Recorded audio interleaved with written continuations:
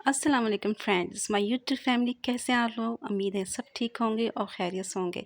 तो जनाब, आज मैं आपके लिए लेके आई हूँ इतनी ज़बरदस्त और मज़ेदार सी रेसिपी कि कराची में, ये हुसैनाबाद में, जो छोले मिलते हैं रेशा चिकन और वाइट चनों के साथ, इतने ज़बरदस्त मज़े के टेस्टी होते हैं। मैंने बिल्कुल वैसे बनाए हैं। उसके साथ मज़े के सॉफ्ट नान देखें, मैं आपको दिखाती हूँ कितने ज़बरदस्त बने हैं, कितने सॉफ्ट हैं और इतने टेस्टी होते हैं। इसको तो आपने ज़रूर ट्राई करना है।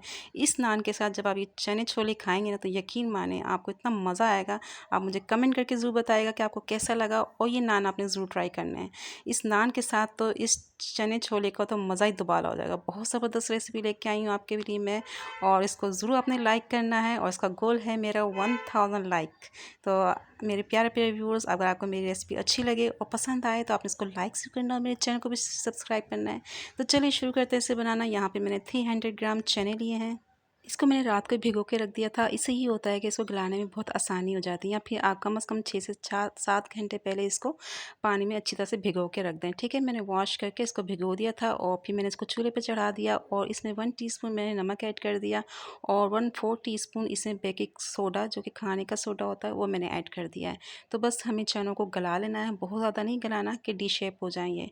ठीक है, अब दूसरी तरफ मैंने कढ़ाई ली है और इसमें मैंने प्याज डाले हैं 2 मीडियम साइज़ के स्लाइस करके। इसको हमने फ्राई करना है और अच्छा सा गोल्डन कलर लाना है। इसको ज़्यादा डार्क कलर नहीं देना आपने। और देखें, जिस तरह से ये गोल्डन कलर आ गया ना, तो बस मैं इसको निकाल लूँगी। गरम गरम आपने निकाल लेना है और इसको हाथों से जब आप मसलेंगे तो ये चूरा हो जाएंगे। इसको आपने हाथों से मसल के चूरा कर लेना है। अब इसको एक साइड पे रखते हैं। इसी ऑयल में मैंने कुछ साबुत मसाले लिए हैं, 2 बड़ी इलायची, 2 सब्ज़ इलायची और 5 से 6 काली मिर्चें हैं और दालचीनी का टुकड़ा है और 1 टेबलस्पून ज़ीरा है और 1 तेज़पात का पत्ता है। इसको मैंने ऑयल में डाल दिया है ताकि इसका ये कड़कड़ा ले थोड़ा सा मसाला और इसका अच्छा सा फ्लेवर भी इसमें आ जाए। तो 1 मिनट मैंने इस तरह से इसको भून लिया है। अब इसके मैं अंदर में डाल दूँगी 1 टेबलस्पून भर के जिंजर गार्लिक का पेस्ट, ताकि ये भी इसके साथ ही भून जाए। इसकी जब अच्छी सी खुशबू आने लगे और उसका कच्चापन ख़त्म हो जाए तो 1 टेबलस्पून भर के मैंने रेड चिली पाउडर डाला है। पिसी हुई मिर्ची डाली हैं, ज़्यादा नहीं। अब इसको मैंने भूनना नहीं तो ये जल जाएगा मसाला। और साथ ही इसमें मैं डाल दूँगी 2 अदद बड़े टमाटर, रेड कलर के लेने अच्छे से, और इसको मैंने पीस लिया था। ब्लेंडर मशीन में इसकी प्यूरी बना ली थी, उसको मैंने भूनना है। अब पहले मैं इसमें मसाले ऐड कर लूँगी। 1 टेबलस्पून मैंने पिसी हुई लाल मिर्च और ऐड की हैं।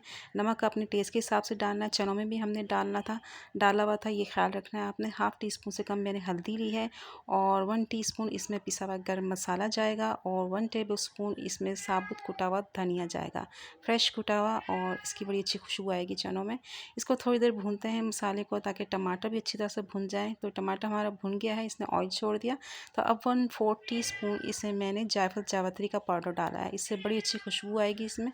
तो टमाटर तकरीबन हमारा भुन चुका था। आखिर में मैंने जायफल जावित्री डाला है, थोड़ी देर चम्मच चला के। अब ये मैंने चने बॉयल किए थे ना, ये इसके अंदर मैं ऐड कर दूँगी। चने जो है ना, अच्छे गले हुए होने चाहिए। अगर चने गले हुए ना हो और सख्त हो तो फिर खाने का मज़ा नहीं आता। तो बस चने को थोड़ी देर से भूनेंगे। अब यहाँ पे मैंने 300 ग्राम चिकन लिया था, ये देखें। इसको मैंने बॉयल कर लिया था। थोड़ा सा लहसुन, काली मिर्चें डाल के और फिर इस तरह से इसके पीसेस कर लिए थे। ठीक है, और इसके और चिकन का जो पानी था वो भी मैंने फेंका नहीं था, यानी इसकी यखनी। और ये जो मैंने ब्राउन प्याज था ये भी साथ ही डाल दिया है और इसको बस थोड़ा सा मिक्स करेंगे। चने हमने भून लिए थे, चिकन अच्छी तरह से मसाले के अंदर मिक्स हो जाए। ज़बरदस्त खुशबू आ रही हैं, आप ये देखें कितना ज़बरदस्त लग रहा है। अब इसमें मैंने चनों का पानी और चिकन जो मैंने बॉयल किया था ना, उसका पानी वो ऐड कर दिया है। ठीक है, जितनी आपको ग्रेवी चाहिए वैसे ये शोरबे वाला अच्छा लगता है, क्योंकि इसको नान और कुलचे के साथ खाएं तो फिर बहुत मज़े का लगता है। फ्लेम हाई करके एक उबाला दे लिया मैंने और कम से कम 10 मिनट इसको पकाया है, 10 से 15 मिनट स्लो फ्लेम पे। तो ये देखें रेडी हो चुका है। बड़ी ज़बरदस्त खुशबू आ रही है, कितना खूबसूरत कलर आया है, सुभान अल्लाह। इसका देखें, देखने में कितना मज़े का लग रहा है। यकीन करें, इसका टेस्ट और फ्लेवर ज़बरदस्त है। इसको ज़रूर ट्राई कीजिएगा आप। और इसके साथ हम बनाएंगे मज़ेदार से नान, जिसके खा के तो इसका टेस्ट और बढ़ जाएगा। तो चलें नान की तैयारी कर लेते हैं। यहाँ पे 2 कप मैंने भर के मैदा लिया है। पहले मैंने इसको अच्छी तरह से छान लिया था। अब थोड़ी सी इसके बीच में जगह बनाते हैं।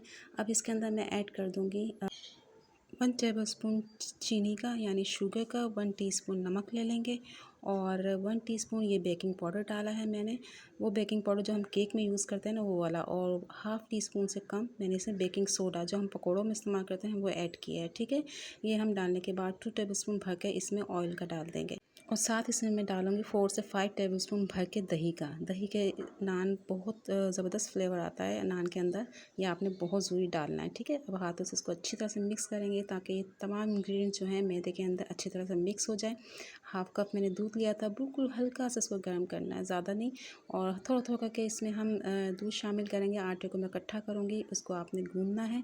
दूध इकट्ठा एक साथ नहीं डाल देना, बहुत ही कम जाएगा इसमें।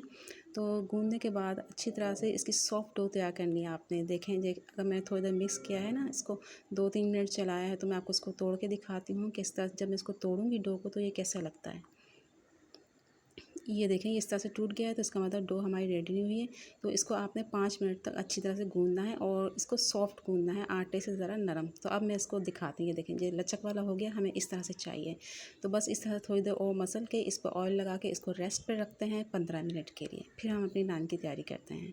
15 मिनट हो चुके हैं, इसको 1-2 दफ़ा मैं और हाथ से इस तरह से पंच कर लूँगी। 5 से 6 दफ़ा आपने इस तरह से पटकना है, क्योंकि हमने इसमें बेकिंग पाउडर डाला है, इसके एयर बबल्स निकल जाएँ।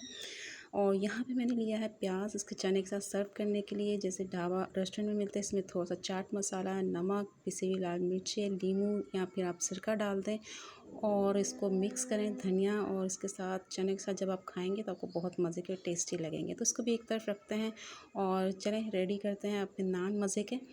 यहाँ पे मैंने एक पेड़ा लिया है, ये देखिए छोटा सा। आपको छोटा बनाना है तो आप छोटा लें, बड़ा लेना है तो बड़ा बना लें पेड़ा।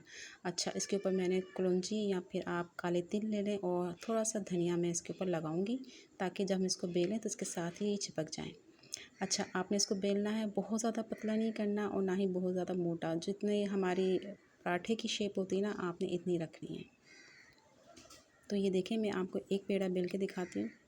तवा गरम हो चुका था और इसके ऊपर मैंने ये डाल दिया अपना नान, और साइड में आपने पानी के छींटे मारने अच्छी तरह से, ठीक है, क्योंकि इसकी स्टीम बनेगी। और फिर आपने किसी भी ढक्कन से इसको कवर कर देना है। 2 मिनट के लिए आपने इसको कवर करना है और बहुत ज़्यादा हाई फ्लेम नहीं होना चाहिए और ना ही इतना स्लो हो कि इसको हीट ही ना मरे। ये देखें आप कितना ज़बरदस्त फूलने शुरू हुए हैं। हमारा नान कितना ज़बरदस्त लग रहा है, कितना सिंपल है। आप तवे पे आसानी से आराम से घर में बना सकते हैं। सिर्फ 2 मिनट लगेंगे। 2 मिनट हो गए और ये देखें मैं इसको पलट दूँगी। अब दूसरी तरफ इतना टाइम नहीं लगेगा आपको सेकने में, बिल्कुल 1 मिनट लगेगा, थोड़ी देर बस। इस तरह से आप कवर कर दें और फिर ढक्कन उठाएं। तो ये हमारा नान रेडी है। और वैसे ये खाने के लिए रेडी है, लेकिन मैं इसको घी या बटर लगा के इसको थोड़ा सा तलूँगी, क्योंकि मुझे ऐसे बहुत मज़े के लगते हैं। उस पर अच्छा सा कलर भी आ जाता है।